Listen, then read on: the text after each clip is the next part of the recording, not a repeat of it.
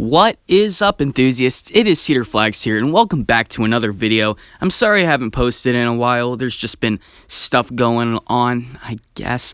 And so today we are going to be reviewing the one, the only Twisted Timbers at King's Dominion in Doswell, Virginia. So this actually opened up this year in 2018, and it is an RMC hybrid conversion of the original hurler that used to sit at the same place. It was built off the supports, and I gotta say, as someone who's rode the one at Carowinds, I didn't think that hurler was that bad, but I did hear the one at King's Dominion was worse. That really has nothing to do with it, though. So, first thing I do when I get to King's Dominion is run to Twisted Timbers. Well, I don't run because I have my family with me, but then we go into Candy Apple Grove. In Candy Apple Grove, I have to say, this is the first time I've ever been to King's Dominion. I've never been to King's Dominion before 2018, but I have heard from people who have gone in the past years that Candy Apple Grove is extremely beautiful compared to what it used to be. I don't know exactly what it used to be, but I mean, it is very beautiful right now. And the centerpiece would have to be this RMC roller coaster. And so I'm going to talk about my experiences on it. So you go up to this front plaza, and this front plaza is absolutely beautiful. It's open, it's nice, and you could just see the roller coaster roaring past. You could see that beautiful barrel rollover drop that goes down into those airtime hills and those overbank turns, and that just makes you way more excited for it. And the sign looks absolutely beautiful. They totally revitalized the station, the queue, and everything. It just looks a lot nicer. And so you get into the queue, you go in the line, you wait in the station, and the station is playing music from what I would say is either the 1960s or 50s. It's a very old-timey feel of a station, and you could also see the modern twist on it with the RMC trains coming in. And I mean, this might have to be some of my favorite trains on any roller coaster I've ever seen. I love these trains, especially the rustic kind of color scheme on it. And I remember someone asking me if that rust was on purpose, and of course I said yes. The rust really does look real, but it doesn't look old and trashy. It looks new and shiny for some reason. They just really pull it off well, and there's theming in the station about the New Hanover farm, and it's a really cool theme. I love the theme. So it is your turn to board the trains, and so you sit in one of the rows, and I have to say, these are some of the most comfortable seats ever. I mean, they're identical to Steel Vengeance's trains. I love the modern RMC trains and restraints. They are beautiful. They are extremely comfortable. I'd say I'd put them up there with like Intamin T-bars comfortable, and maybe even B&M clamshells. It's that good. There is a chance that you might get just a little stapled, but you really don't notice it once the ride starts. But sometimes the ride operator will not leave you a lot of room, but other times the ride operator will leave you so much room. In my opinion, there's really no in-between. They'll either semi-staple you, or they'll leave you with 3 inches of room, and I got to experience both of those experiences. And, well, the 3 inches of room is obviously the better one, but I mean, if you do get quite a little bit stapled, it really isn't that bad. The most stapled I got was not that bad at all, and you really get some room once the ride actually starts, and it's really not that big of a deal. So the ride starts, there's a lot of hype in the station. It's almost Steel Vengeance level, but not quite. And you go out into this right-hand turn, and I have to say, right off the bat, this is one of the smoothest coasters I've ever been on. I mean, it's an RMC hybrid. It's up there with Steel Vengeance. So then you go up this obnoxiously loud lift hill. We talked about this with Steel Vengeance. In no time, you reach the top, and you get to see a good view of Candy Apple Grove. But of course, you can't get used to that view because you go into what is probably one of my favorite first drops out of any coaster. It is so disorienting. It is so cool. It is the iconic barrel roll drop. This is phenomenal. Whatever row you're sitting in, I've sat in the front row, I've sat near the back, I've sat in the middle. This always gives you hang time no matter what. You fly out of your seat, you feel like you're going to fall out, and then it catches you right back into that first drop. You reach your max speed and go into this really tiny airtime hump, which is actually really forceful. After that, you go into this positive G overbank turn, and I love this turn. It's the best positive G moment on the ride, because it's like the only positive G moment of the ride.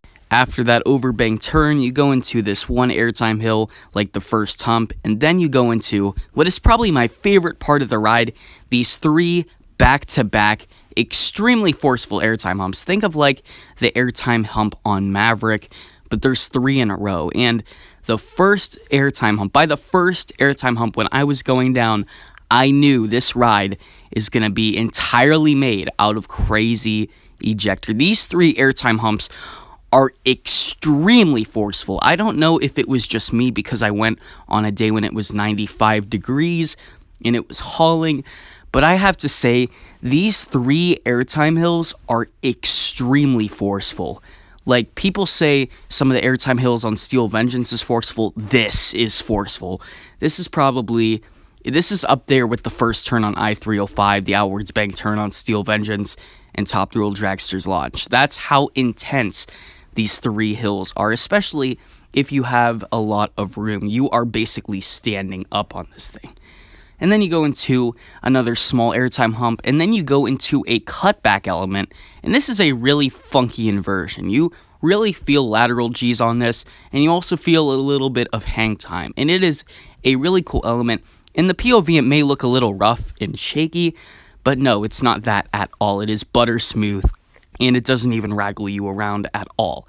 Another airtime hump, and another airtime hump, and that's a very forceful hump. But then you go into the trick track double up, and many people call this the best part of the ride. I wouldn't say it's the best part of the ride, but it is a pretty fun part of the ride. You get tossed side by side, you're pulling laterals and negatives at the same time. This is a really funky element because I really haven't been on any airtime hills that bank this much, and it's just a unique sensation you could only find on some of these elements. After that, you probably go into what my opinion is the most forceful moment of the ride. This hill that goes under the first drop, that is a very forceful element, very underrated. And then after that, you go into what is probably my second favorite part of the ride, the outwards banked turn. This is a really cool part. I like this part. It's not rough at all. It pulls extremely intense negative G's. After that, you go into a couple more airtime moments, including your final inversion. You get some more hang time, a couple small overbank turns to meander throughout the rest of the ride, and then the ride is over. So, yes, by the end of this ride, your thighs are numb. Your thighs feel like they're going to just come off. And this is one of the only rides I've ridden. I'm going to sound really GP when I say this. It really felt like by that trick track double up and some of those camelbacks that the ride just wants to kill you. Like, it is that intense. Like, let's look at Steel Vengeance. Steel Vengeance is my number 1 coaster. I do like it better than Twisted Timbers, but I do understand why Twisted Timbers has its fans. Steel Vengeance, it is my favorite coaster because it provides a great mix of floater, a little bit of ejector, and extreme sustained thigh crushing ejector. That is what I love about Steel Vengeance. It has the perfect mix. It has every single type of airtime that you would want on a roller coaster. Twisted Timbers, if you are one of those people that you find floater and mild ejector boring, and you just want that thigh crushing, trying to kill you, throw you out of your seat ejector the entire course of the ride, Twisted Timbers is that ride for you. It's basically like Steel Vengeance's outwards bank turn. If that outwards bank turn just kept going over and over again, it's that intense. I wouldn't say it's as intense as the outwards bank turn, but I would have to say that basically every airtime hill on this ride is extremely intense. Extremely intense. I am talking by the 5th airtime hill, your thighs are numb. But it is awesome. I love Twisted Timbers. I love it. The duration is solid. The inversions are solid. The airtime is, well, way more than just solid. I mean, this ride is airtime. And that's what makes up the ride, basically. And every other part of this ride is just solid. I did not find a bad part of this ride, a shaky part of this ride. I didn't find a weak part of this ride. Every single element is just going to keep pounding you in and out of your seat. And if you're a fan of that, then definitely get on Twisted Timbers. It reminds me a lot of Phantom's Revenge, where that last part of the ride just keeps popping in and out of your seat.